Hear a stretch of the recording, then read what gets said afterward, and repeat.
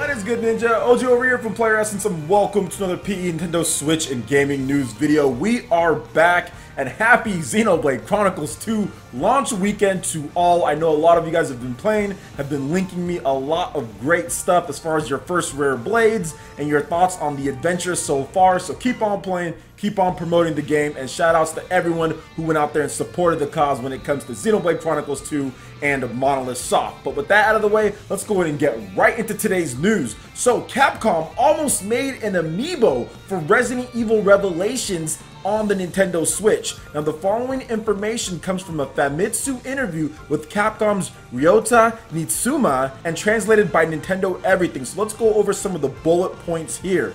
Capcom planned to make an Amiibo for Resident Evil Revelations. Work progressed until the phase where they made the 3D models and could pose them. Characters considered were Hunk and Lady Hunk. Various circumstances caused Capcom to pull the plug. Resident Evil Revelations director Koichi Nagashi did indicate that he still has some interest in making an Amiibo. In a retail version of Resident Evil Revelations 1 and 2, any Amiibo can be scanned. If you use Amiibo that are Capcom characters, you can get something that's slightly better than the standard, which I haven't tried out yet. I've just tried out the Mario Amiibo from Resident Evil Revelations, and it got me some extra BP. But Resident Evil Revelations 1 and 2 on the Nintendo Switch are fantastic ports. Resident Evil Revelations 1 in particular, if you have not played that game, I think Resident Evil Revelations 1 is a must play. For $20, you are getting so much content, especially if you factor in the online, and Nintendo still doesn't charge for that yet. You get 60 frames per second, 1080p, online fully intact, all of the DLC, fully in line with HD Rumble, IR controls, motion controls as well. It is a fantastic package for the price that you are paying. So if you want to skip out on Resident Evil Revelations 2 and hop into Resident Evil Revelations 1, it is so good. So I definitely recommend that. Although I will question their Amiibo choices as far as who they wanted to pick. Hunk and Lady Hunk? I'm not so sure about that. If they were going to do anything, I would think that it would be Jill Valentine and Chris Redfield. Maybe there's a lot more Hunk fans than I'm thinking, but I would just think, just based off of popularity, off of notoriety, it would be Jill Valentine and Chris Redfield. That's what I would think. But hey, you know, maybe Hunk and Lady Hunk would be good as well as far as their costumes and detail and all of that. Because I do know that Hunk is a somewhat popular character in the Resident Evil franchise, and he's pretty cool to run through with in Resident Evil Revelations raid mode as far as that goes. So what do you guys think about all this information here when it comes to the Amiibo and what you can do in Resident Evil Revelations 1 and 2 on the Nintendo Switch? Would you guys like to see a Resident Evil Revelations or a Resident Evil Amiibo made at some point? Let me know your thoughts in the comment section below. Alright, and moving into the next article here, we finally got an update on Battle Chasers Nightwar for the Nintendo Switch, plus some other details as well. So here is the update we've been waiting for. Working with Unity, we've made some significant breakthroughs and are now confident we'll have a build ready to submit to Nintendo very soon. Performance is looking good and many significant bugs have been resolved. The light is at the end of the tunnel. We know that many of you are anticipating this version of the game the most, so we'll try to be as transparent as we can regarding the process to launch. Here's how it goes. The build goes through THQ Nordic QA testing to prep for submission. We're close to starting this process. Once approved internally, the build will go to Nintendo for certification. This step can take about 10 days. After approval by Nintendo, the game goes gold and THQ Nordic begins manufacturing and distributing the game. This is the longest phase since it involves making the physical copies and getting them to store shelves for launch, and can take 6 weeks. We must release both physical and digital on the same day, so as soon as we get it on the shelf, it'll be fully launched. So that was a very good explanation as far as how much longer it's going to take. So basically what they're saying here, this game Battle Chasers Nightwar is not going to launch on the Nintendo Switch in December. It's probably going to be a January or even February title at the latest. And I'm just going off of what they say here. There could be extra delays or issues that they do have, but it does seem like Unity has been fully updated and it's ready to go as far as the best that they could get it. Now there's probably still some optimizations within Unity for the Nintendo Switch, but we are seeing some light at the end of the tunnel like you said, and there is a correlation to Yooka-Laylee as well, because Yooka-Laylee just finished wrapping up, because Yooka-Laylee is dropping on December 14th, so a little bit over or a little bit under 2 weeks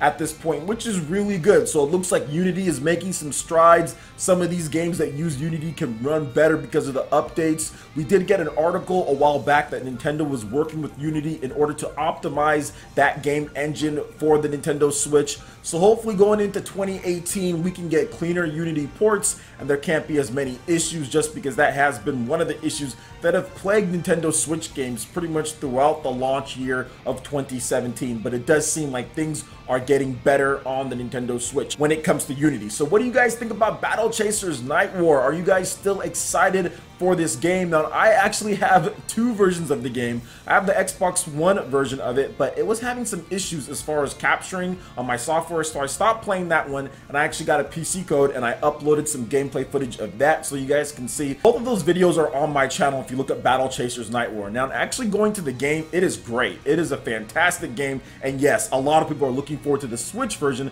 because this isn't like a super graphically intense type of game. It's a turn-based RPG, and people want to be able to play this type of game with all the content that it offers anywhere they want, because there is a lot of stuff to do in the game, plus some HD rumble would be nice, but a lot of people want to have that portability factor with this style of game in particular. RPGs on the Nintendo Switch fit so well with grinding as far as getting through levels and power leveling and all of that, so you want to have it anywhere you want. So that's the reason why people are still anticipating this one. I know I'm going to definitely pick up a review copy of this one because I still want to continue, but I stopped playing the PC and Xbox One version because I feel that the Nintendo Switch version will be coming within the next couple months here, so I'm going to pick up right where I left off as far as on the Nintendo Switch. So what do you guys think about the update here for Battle Chasers Nightwar? Are you guys still excited or interested in this game? Let me know in the comment section below. Alright, and moving into the last article here, Yoshiaki Koizumi from Nintendo makes Bloomberg's top 50 most influential people of 2017 list, which is an amazing feat, by the way. Top 50 people in the world when it comes to things.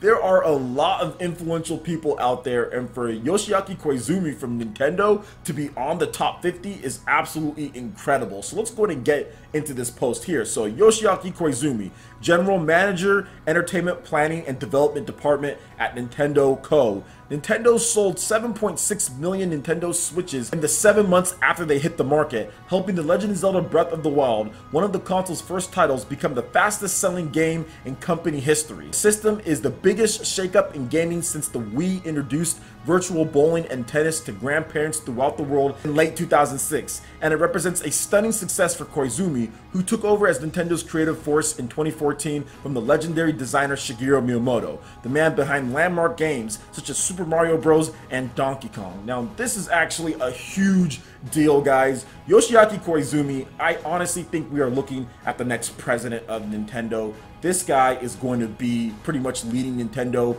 He has a lot of bravado, he has the confidence, he has the smarts. Koizumi has everything it takes to lead Nintendo. He was basically the planner of the Nintendo Switch. I mean, obviously there was other people as far as engineers and everything, but the ideas and kind of what he wanted to do was behind the driving force of the Nintendo Switch, along with Iwata's original concept as well. So Koizumi really drove that after Iwata passed, the former president of Nintendo. So yeah, there's a lot of praise to be put on to Koizumi. On top of that, he was also the producer of Super Mario Odyssey on the Nintendo Switch. So this guy not only is an expert when it comes to game development and when it comes to game planning and structure, he knows how to lead businesses and put together hardware as well. On top of that, he's pretty good at Nintendo Directs as well. So in my opinion, this guy's definitely due for a raise, and I think at some point within the next 5 years, 6 years, or whatever the case is, he's definitely going to fill into that role of president of Nintendo. So what do you guys think about Yoshiaki Koizumi and the job that he's done so far,